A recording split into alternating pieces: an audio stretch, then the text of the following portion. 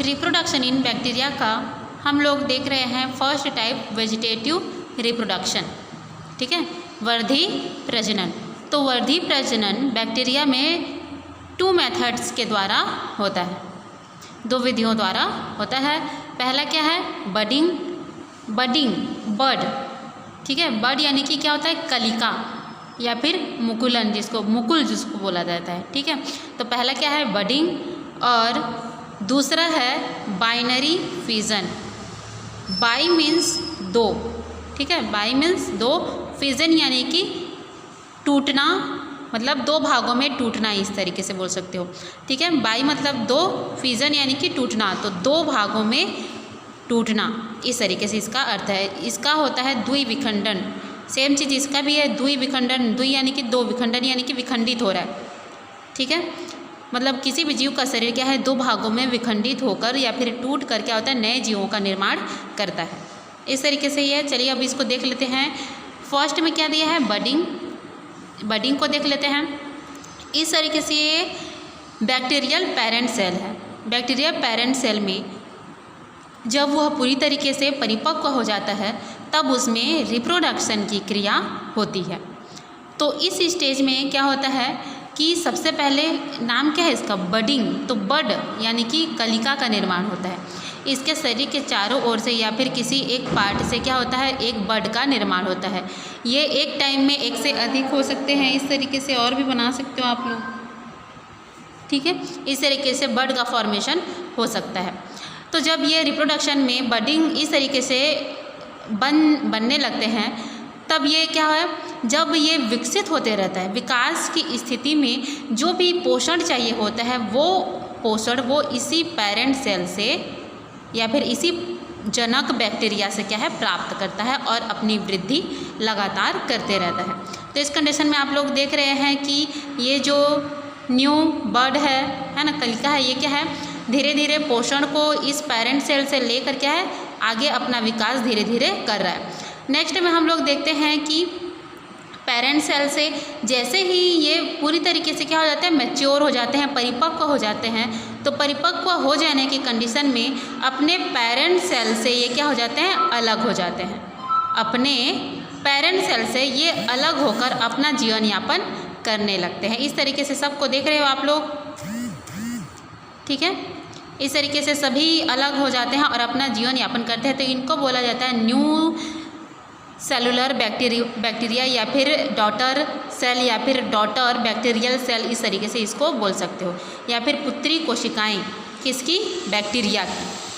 तो इस तरीके से हम लोग देख सकते हैं कि बैक्टीरियल जो पेरेंट सेल है यहाँ पर ये स्वयं भी उपस्थित रहता है, ठीक है, स्वयं भी उपस्थित रहता है और इसी से बर्ड निकल कर क्या है नए बैक्टीरियल सेल का फॉर्मेशन भी करते हैं।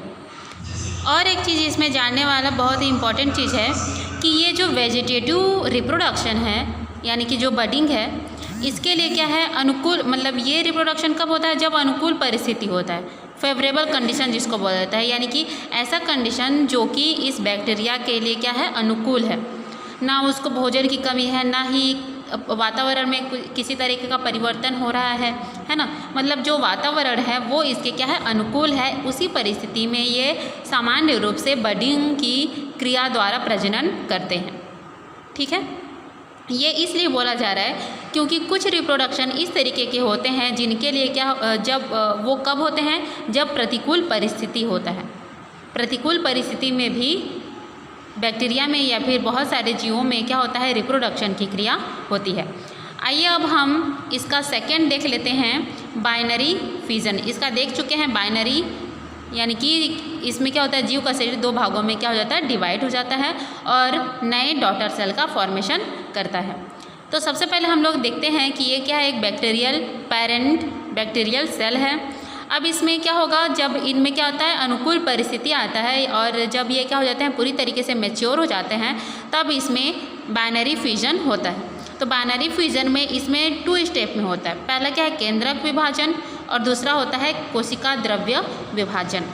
केंद्रक विभाजन को बोला जाता है कैरियोकाइनेसिस, ठीक है, क्या है, कैरियोकाइनेसिस। तो कैरियोकाइनेसिस में देख सकते हो केंद्रक विभाजन है, तो केंद्रक तो यहाँ पाया नहीं जाता है ना, केंद्रक के स्थान पर क्या पाया जाता है, न्यूक्लियोइड पाया जाता है, केंद्रकाभ, यानी कि इनका सिर्फ क्या है, डीएनए ही इस तरीके से असंगठित रूप में कोशिका द्रव्य में रहता है, जिसको बोला जाता है केंद्रकाभ या फिर न्यूक्लियोइड।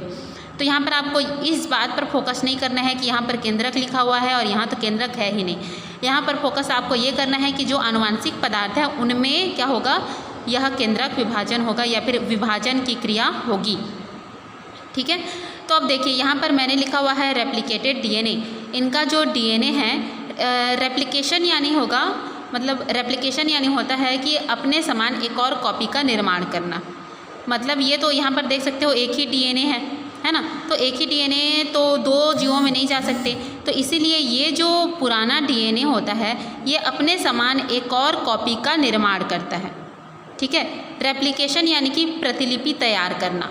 ठीक है, तो यहाँ पर डीएनए क्या है, अपना प्रतिलिपि या फिर अपना जो कॉपी है वो तैयार कर चुका है, इसलिए इसको क्या बोला जा रहा है, रेप्लिकेटेड डीएनए।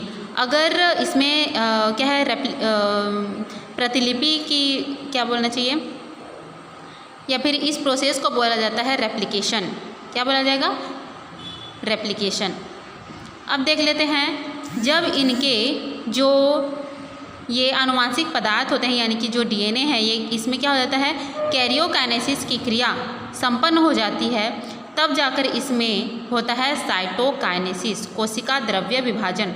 तो कोशिका द्रव्य विभाजन में क्या होता है, जो जीव होता है उसके बीचों बीच एक क्या है, कॉन्ट्रिक्शन, संकीर्णित होने लगता है, इस तरीके से दबाव इसके सेल वॉल पर होता है, जिससे ये एक क्या है, गहरा खांच बनते जाता है, और ये खांच क्या है, लगातार और गहरा होते जाता है। और एक कंडीशन ऐसा आता है कि ये मतलब ये खांच क्या होता है, खांच बढ़ते बढ़ते ये दो भागों में डिवाइड हो जाता है इस तरीके से। तो इस तरीके से हम लोग देख सकते हैं कि 1 पैरेंट बैक्टीरियल सेल से 2 डॉटर बैक्टीरियल सेल का फॉर्मेशन होता है, 2 पुत्री जीवाणु कोशिकाओं का निर्माण होता है। और एक चीज़ है, यहाँ पर द्विविखंडन के लिए भी क्या चाहिए, अनुकूल परिस्थिति ही चाहिए, लेकिन यहाँ पर मैंने क्या लिखा हुआ है देख सकते हो, यहाँ पर अनफेवरेबल कंडीशन किसके लिए, मल्टीपल फिजन के लिए। ठीक है, यहाँ पर एक चीज़ है, जो फिजन होता है यानी कि विखंडन होता है, विखंडन 2 टाइप के होते हैं।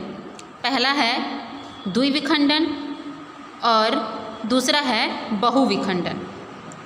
दूसरा क्या है, बहुविखंडन। बहुविखंडन को ही बोला जाता है मल्टीपल फिजन, और द्विविखंडन को बोला जाता है बाइनरी फिजन। तो द्विविखंडन के लिए क्या होता है, किसी भी मतलब ये अनुकूल परिस्थिति में ही होता है इस टाइप का प्रजनन। लेकिन जो बहुविखंडन होता है इसके लिए क्या चाहिए, ये कब होता है, जब प्रतिकूल परिस्थिति होता है, जब किसी भी जीव के लिए क्या होता है, प्रतिकूल परिस्थिति होता है, यानी कि जो क्या बोलना चाहिए, वातावरण हमारे अनुकूल नहीं है, इस तरीके से इसको बोल सकते हो। उस कंडीशन में क्या होगा, उस कंडीशन को बोला जाता है अनफेवरेबल कंडीशन, उसी में होता है मल्टीपल फिजन।